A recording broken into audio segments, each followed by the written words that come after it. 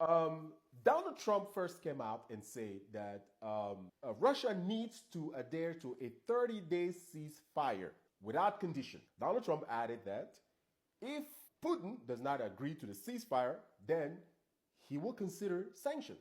Then EU leaders, most importantly, Macron, Keir Starmer, and the new Chancellor, Merz, I think that's his name, they went to Ukraine and gave an ultimatum to Putin, saying that Putin must adhere to the ceasefire. Then I start thinking to myself, they're giving an ultimatum to Putin.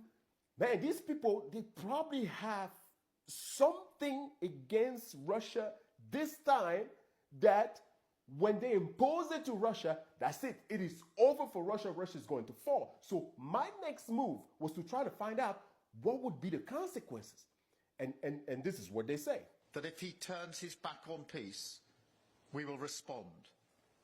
Working with President Trump, with all our partners, we will ramp up sanctions and increase our military aid for Ukraine's defense. Man. Look, sanctions, right? And more weapons. That's the consequences. Vladimir Putin, right, since, he's a master at doing these type of things, he comes out, right? And he said, I am proposing on Thursday the 15th, direct negotiations without precondition in Turkey with Ukraine. Basically ignoring, whatever it is that the EU was trying to give so-called ultimatum. Vladimir Putin did not just take that, anywhere, right? They were probably listening to the Vice President, J.D. Vance.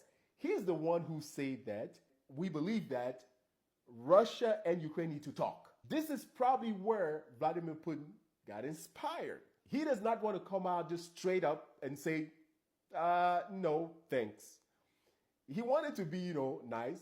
He just ignored the EU leaders and, sent a message to the US saying, look, you remember that thing that J.D. Vance said? That's what we will rather go with.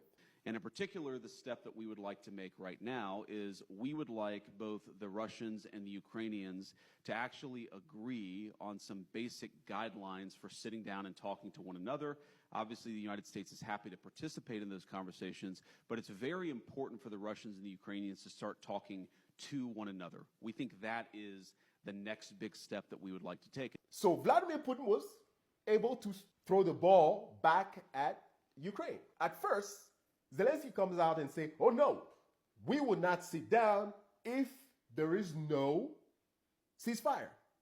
Then Trump comes out and say, oh, we think it's a good thing. Zelensky must accept to sit down with Russia. Of course, as a good puppet, Zelensky comes out and says, oh, well, yes, I am accepting to sit down. Matter of fact, Putin, I will meet you in Turkey on Thursday. Now, keep in mind, Putin didn't say that, that he was going to meet with Zelensky in Turkey, right? Basically, what he says is that Russia and Ukraine should sit down again like they started in 2022 before the West forced them to fight. So what it means is that anybody can go. Of course, you want to have high-ranking ministers to go there. It doesn't necessarily mean that it's Putin who's going to go. Zelensky, changed his mind very quickly, of course, because, number one, he has to please the master. He has been on Trump's good side lately, so it's very important that he pleases the master. And then number two is that he doesn't think before responding. He should have first contacted his master and said, Master, what do you think? So that's how that went. But the thing that made me pay attention to these people, and the reason why I want to talk about this subject, is the very fact that the EU leaders are giving an ultimatum to Vladimir Putin. I really thought to myself that they had something that can really bring Russia down this time. They're saying that they're going to put sanctions and send weapons. These are the things they were already doing. They approved weapons sometimes 2 or 3 weeks ago. This new chancellor from Germany has been promising to Ukraine that he's going to send, what, storm shadows or whatever they call that, to bomb the Crimea bridge. And even the sanctions. They were working on a 17th package of sanctions already. Now they want to give you the impression that if he doesn't want to stop, then we will do it, when they were already doing it. The man who gathered world leaders, 20 some of them, and the major one, China, next to him on victory days, sending a message to the world saying, any sanctions that you want to send on Russia, we, China, we stand with Russia. You saw that happening on the 9th, and then on the 10th, the following day, you have these so-called leaders of the EU giving Putin an ultimatum. That's what we have. I was asking myself a question, what is wrong? Then something came up. Just watch this video. So I want you to take a good look at this video. Look very carefully right there on the table. What is that? It's a bag of white stuff and a small spoon in front of the new German Chancellor. The cameras were rolling when journalists busted in and social media's buzzing. So what? Look, watch this. Macron's hand grabs it and puts it away right there. What is he hiding? What is he hiding right there? This video has gone absolutely viral on social media with users, not us, but many people claiming it's all part of the celebration package. It's a short time after high fives and big hugs with Mr. Zelensky. When I saw this video, that's when I said, oh, now I understand. If I had sat down here, told you that these people are probably on drugs, many of you would have said that I'm exaggerated. Last time when I say that Zelensky was on some type of drugs, some people saying that I was exaggerating. Now you see for yourself. You know what? I don't blame these guys. I don't blame them. Look, they're dealing with Putin. Putin is no joke. That man is the example of what power looks like, okay? If I was dealing with Putin, I would probably be on some stuff as well. I don't blame them.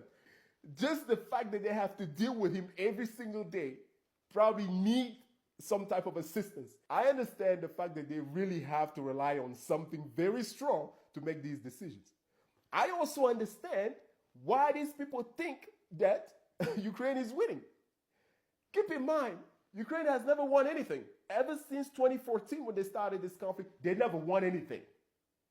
These people until today, after the destructions, Russia that keep advancing every day, every weapons they are sending is being destroyed. The sanctions never worked. It made Russia even more popular. We just saw during the parade, many countries standing with Russia. It seemed like every year it kept growing. Last year, we had 9 countries. The year before, it was 3 countries joining with Russia. Now you had about 29 leaders out there. We don't know if it's going to be 40 next year. Everybody keep getting closer to Russia. So they see all of this happening, and they still believe that Ukraine is going to win something. I understand the embarrassment, the shame is too much. I don't know if it can get worse than this.